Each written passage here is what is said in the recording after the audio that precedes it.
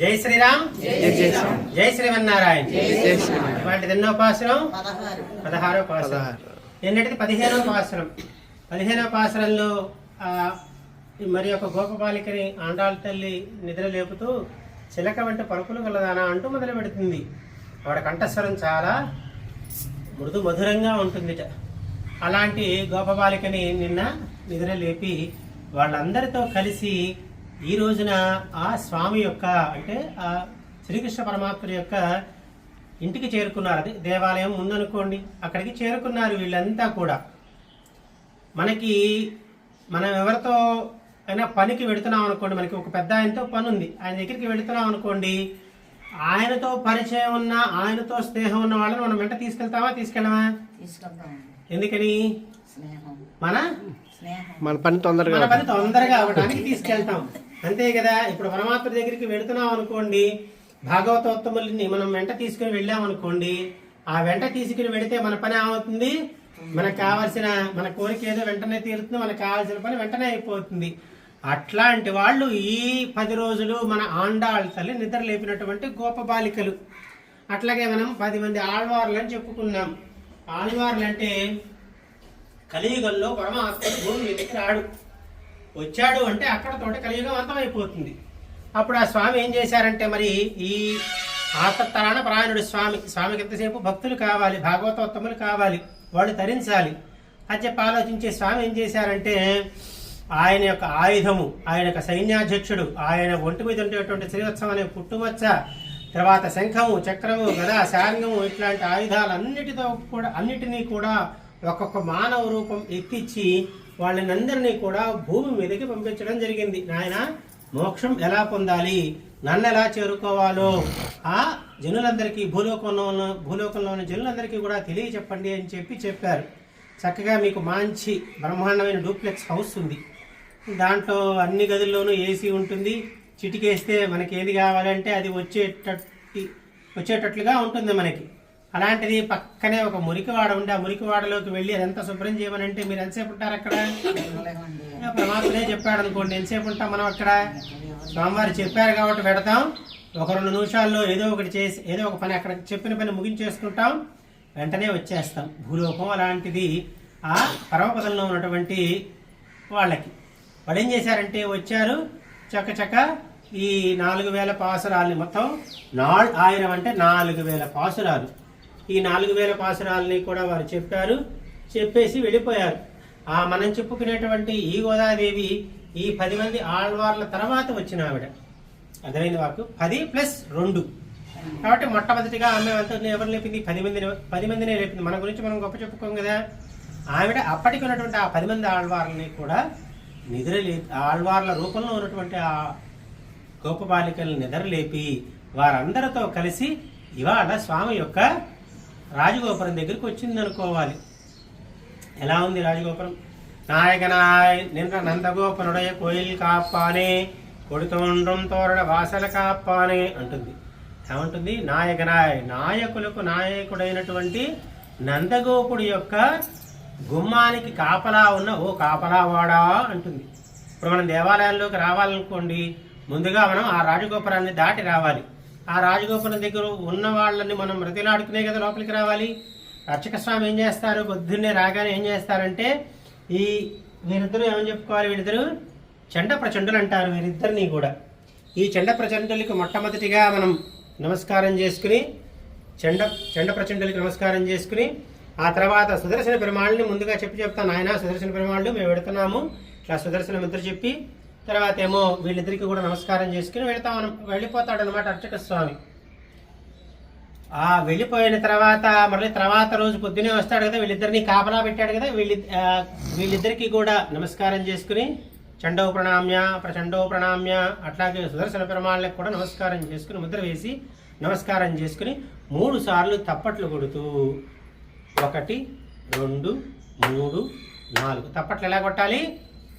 ఇలా కొట్టాలి, ఇలా కొట్టాలి, ఇలా కొట్టకూడదు.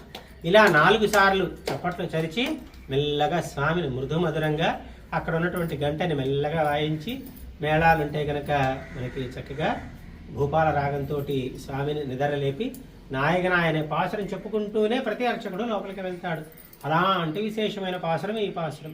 అయితే ఆ అండాల తల్లి అక్కడికి వచ్చి చక్కగా మంచి ధ్వజాల జెండాల యొక్క తోరణంతో ఉన్నటువంటి ఆ నందగోపుడి యొక్క గృహానికి వచ్చి మొదటిగా ఆ ద్వారపాలకుడిని వేడుకుంటోంది. తల్లి, తండ్రి, మణులతో పొదిగినటువంటి ఆ తలుపు ఏదైతే ఉందో ఆ తలుపుని తీయవయ్యా. మనలో పరమాత్ముడు, ప్రతి జీవిలో పరమాత్ముడు ఉంటాడు. ఆ పరమాత్ముడి చుట్టూ ఏముంటుంది? తలుపు అనే అజ్ఞానం ఉంటుంది. ఈ అజ్ఞానాన్ని కనుక మనం తొలగించామనుకోండి, పరమాత్ముడు మనకి దర్శనమిస్తాడు, పరమాత్ముడు మనకి మోక్షాన్ని ఇస్తాడు. అలాంటి ఆ తలుపుని తీయవయ్యా అని చెబుతూ మొదటిగా కొడి తోండ్రం అంటుంది. కొడి అంటే ధ్వజము అని అర్థం. ఇప్పుడు మనం దేవాలయాల్లోకి రాగానే మొదటగా మనం ఏం చేస్తాము? ధ్వజస్తంభానికి నమస్కారం చేసుకుంటాం. ఎవరి ధ్వజస్తంభం? కుశధ్వజుడు అని ఒక రాజు ఉన్నాడు. ఆయన పేరేంటి? చెప్పండి గట్టిగా. కుశధ్వజుడు. ఈ ధర్మరాజు ఏం చేస్తాడంటే, రాజసూయాగం పూర్తయిపోయిన తర్వాత ఒక గంట పెడతాడు, పెద్ద గంట. 1000 మంది భోజనం నుంచి లేవగానే ఆ గంట ఠంగన మోగుతుంది. అలా ఆ గంట నిరంతరాయంగా మోగుతూ ఉంటుంది. శ్రీకృష్ణ పరమాత్ముడు హస్తినకు ధర్మరాజు రాజ్యానికి వస్తాడు. వచ్చి మాట్లాడుకుంటూ ఉంటే గంట టంగు టంగు టంగు టంగు అని మోగుతూ ఉంటుంది. మోగుతూ ఉంటే మాటల మధ్యలో ధర్మరాజు అహంకారంగా, కృష్ణ, ఆ గంట విన్నావా? అదేంటో తెలుసా అంటాడు. నోటో చెప్పవయ్యా అంట. అనగానే ఆ గంట 1000 మందికి భోజనం, తదియారాధన అంటే భోజనం పూర్తవగానే గంట మోగుతుంది. అలా ఆ గంట నిరంతరాయంగా మోగుతుంది అంటే అంతమంది, అన్ని వేల మంది వేస్తూ ఉంటారు భోజనం నుంచి.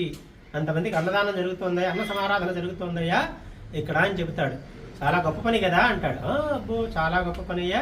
సరే, మన ఇద్దరం అలా సరదాగా అలా టూర్ వెళ్ళొద్దాం పదా అని చెప్పి ఒక ఆయన దగ్గరికి తీసుకువెళ్తాడు శ్రీకృష్ణ పరమాత్ముడు. శ్రీకృష్ణుడు తర్వాత ఈయనము ధర్మరాజుని వివరం ఏం చెప్పకుండా తీసుకువెళ్తాడు. బ్రాహ్మణ రూపంలో ధర్మరాజు ఉంటాడు, మామూలుగా శ్రీకృష్ణుడు. వెళ్ళిన తర్వాత శ్రీకృష్ణుడు చూసినటువంటి కుశధ్వజుడు చక్కగా ఆహ్వానించి ఉచిత ఆసనం మీద కూర్చుండబెట్టి, మనకి అతిథి రాగానే ఏం చేయాలి? మొదటిగా కాళ్ళు కడుక్కోవడానికి నీళ్ళు ఇవ్వాలి, ఆ తర్వాత మంచి నీళ్ళు ఇవ్వాలి. మంచిగా ఇవ్వడం పోయింది, కాళ్ళు కడుక్కోవడం అసలే మానేశారు. అసలు మనం ఇంట్లోకి వెళ్ళేటప్పుడు ఖచ్చితంగా కాళ్ళు కడుక్కుని వెళ్ళాలండి. మనం ఎక్కడ తిరిగి ఎట్టొచ్చినా సరే కాళ్ళు కడుక్కుని లోపలికి వెళ్ళాలి. ఎంతమంది వెళ్తున్నారో నాకైతే తెలియదు, కానీ కూర్చోబెట్టారు. పాశ్చాత్య తెచ్చి కూర్చోబెట్టి, కృష్ణ రాకక్కడ కారణం అయినా నీ దర్శనం కోసం వచ్చారయ్యా అని చెప్పగానే ధర్మరాజు చెప్పడం మొదలు పెడతాడు. నేను ధర్మరాజు దగ్గర ఉంటాను, ధర్మరాజు అన్నదానం చేస్తున్నాడు, ఆ గంట నిరంతరం మోగుతూ ఉంటుంది అని చెబుతూ ఉండేసరికి ఆయన బాగా చెవులు 2 మూసుకుంటాడు. మనం ఏదైనా ఒక వినకూడని మాట వినగానే ఏమంటాము? అయ్యో అనుకుంటాం. ఇక అనుకోవడానికి కూడా ఒక కారణం ఉంది. మనకి ఏదైనా మనం ఎవరైనా వెళ్ళిపోయారని చెప్పి మాట అనగానే పెద్దవాళ్ళు ఏం చేసేవాళ్ళు? చెవి గట్టిగా పట్టుకునే వాళ్ళు కుడి చెవి. ఎందుకని? ఈ కుడి చెవిలో గంగ ఉంటుంది. ఈ కుడి చెవిలో గంగ ఉంటుంది. ఆ గంగను ముట్టుకున్నాం అనుకోండి, మనం పవిత్రమైనట్టు అనమాట. అందుకనే వెంటనే ఈ చెవి ఇలా పట్టుకుంటారు వాళ్ళు. ఆవలించావు మధ్యలో, ఇప్పుడు అర్చన చేస్తున్న మధ్యలో ఆవలించి వచ్చింది, ఇలా అనుకుంటే గంగను 3 సార్లు కాకినట్టు గంగలో స్నానం చేసినట్టు.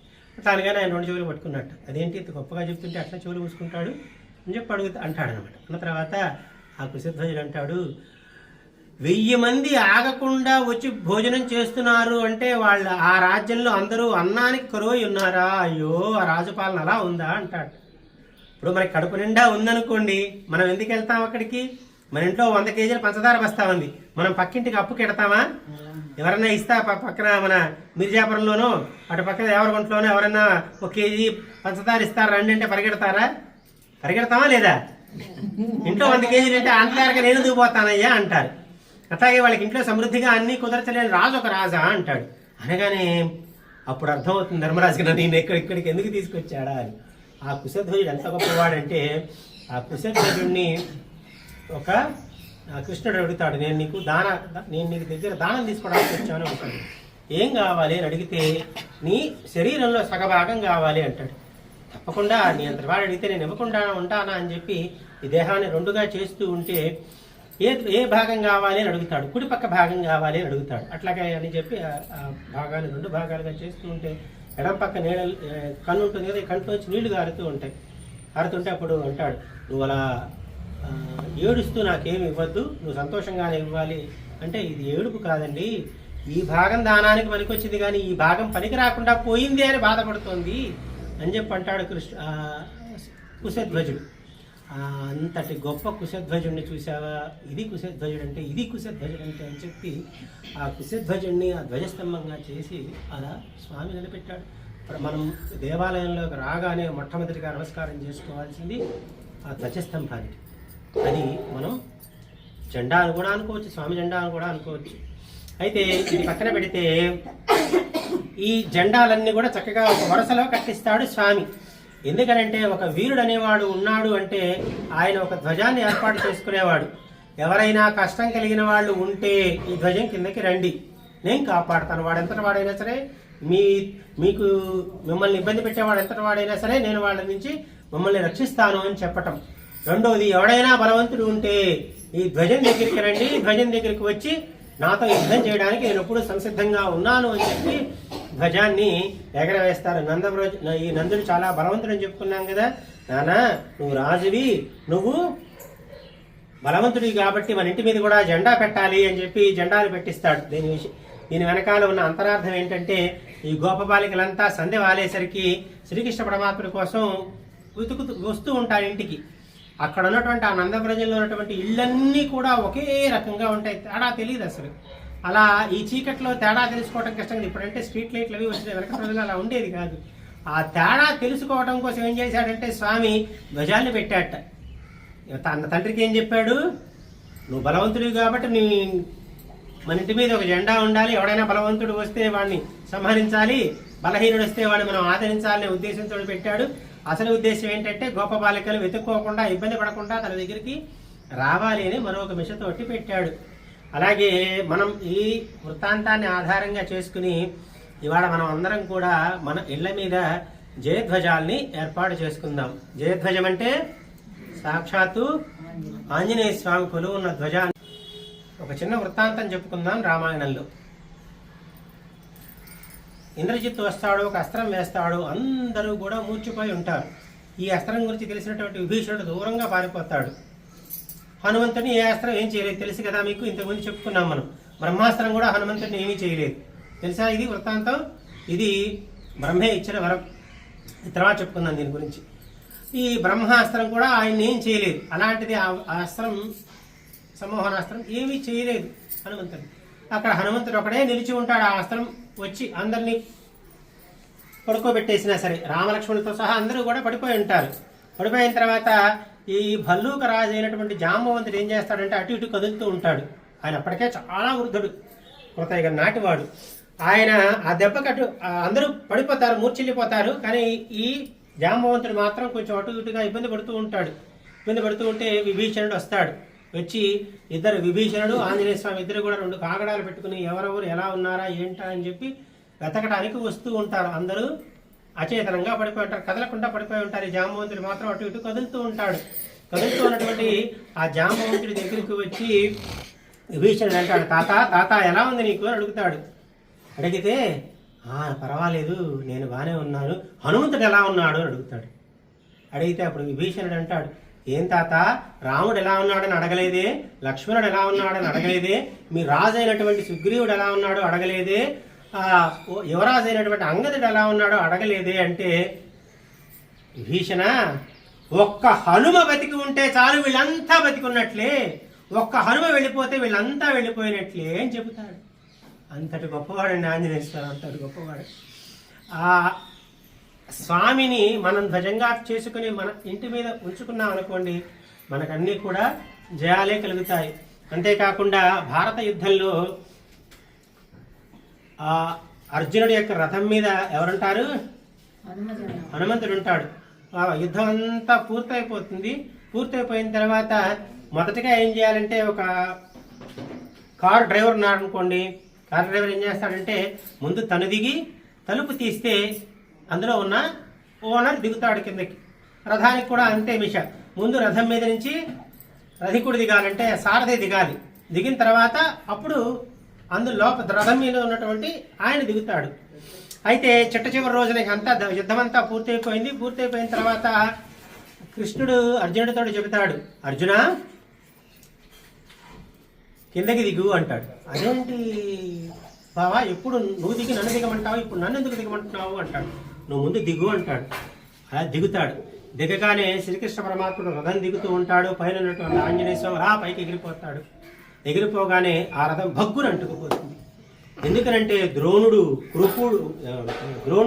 అశ్వత్థామ, భీష్ముడు, తర్వాత వీళ్ళంతా వేసినటువంటి ఆయుధాల యొక్క శక్తి అంతా కూడా ఆ రథం మీద ఉంటుంది. ఆ రథాన్ని ఎవరు కాపాడుతున్నారు?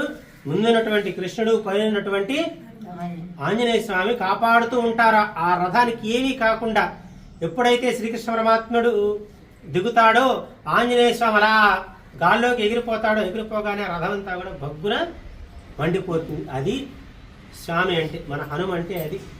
అలాంటి ఈ హనుమ యొక్క, ఆంజనేయ స్వామి యొక్క ధ్వజాలని మనమందరం కూడా మనం ఇళ్ల మీద ఉంచుకుని ఏదైనా ఒక పనికి పెడుతున్నప్పుడు చక్కగా ఆయనకి నమస్కారం చేసుకుని మనం ఇళ్లలోంచి వెళ్ళామనుకోండి, అన్నీ మనకి శుభాలే జరుగుతాయి. జై శ్రీరామ్. అంతేకాకుండా వీరు గాయత్రి ప్రసాద్ గారు, సీతారాములు పార్వతీ పరమేశ్వరులాగా గాయత్రి ప్రసాద్ గారు వీరు ఎలా ఉందండి? గాయత్రి ప్రసాద్ గారు వీరి దగ్గర మనకి ఈ జయధ్వజాలు లభ్యమవుతాయి. అందరూ కూడా వీరి దగ్గర నుంచి కలెక్ట్ చేసుకోండి. జై శ్రీరామ్, జై శ్రీమన్నారాయణ. అయితే నేను అవన్నీ పిలవనండి. వీరి శ్రీమతి గారి పేరు గాయత్రి, ఉమా గాయత్రి. అందుకే నేను గాయత్రి ప్రసాద్ గారు అంటాను వీరు. జై శ్రీరామ్. జై శ్రీరామ్.